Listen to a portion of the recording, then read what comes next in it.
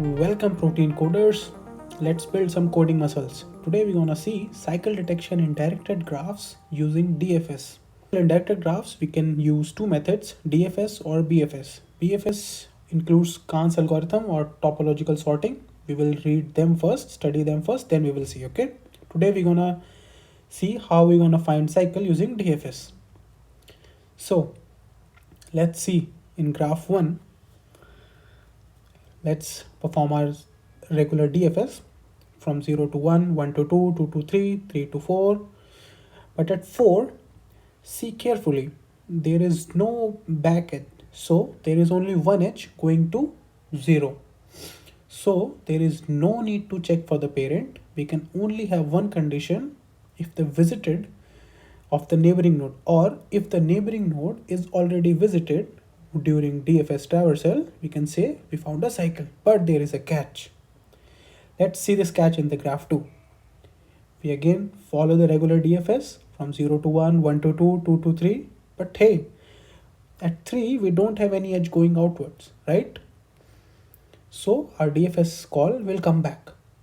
So let's call it our DFS 1 and let's do the next traversal. From 0 we will move to 4. At 4, if you see in the visited array, 3 is already visited, right? So it's satisfying the condition that neighboring node is already visited. But hey, it's not a cycle.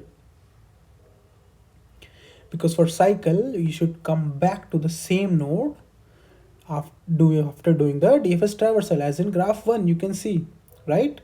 So from here, we derived one more condition. And what is that? That the neighboring node should be visited, but it should be in the same DFS call, okay? So this simple thing which we observed, we will implement it in the code. So according to this logic, graph 1 is cycle and graph 2 is not. Okay, that simple it is.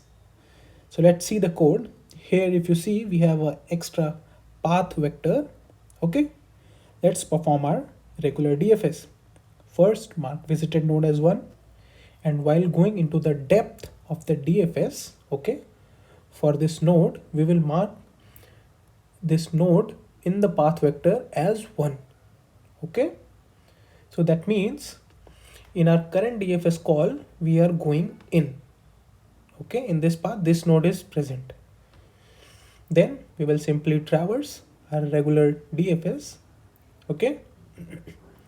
And here, if the neighboring node is not visited, that means we will simply call our DFS, right? But else, if it is visited, then we have one more condition to check. You remember?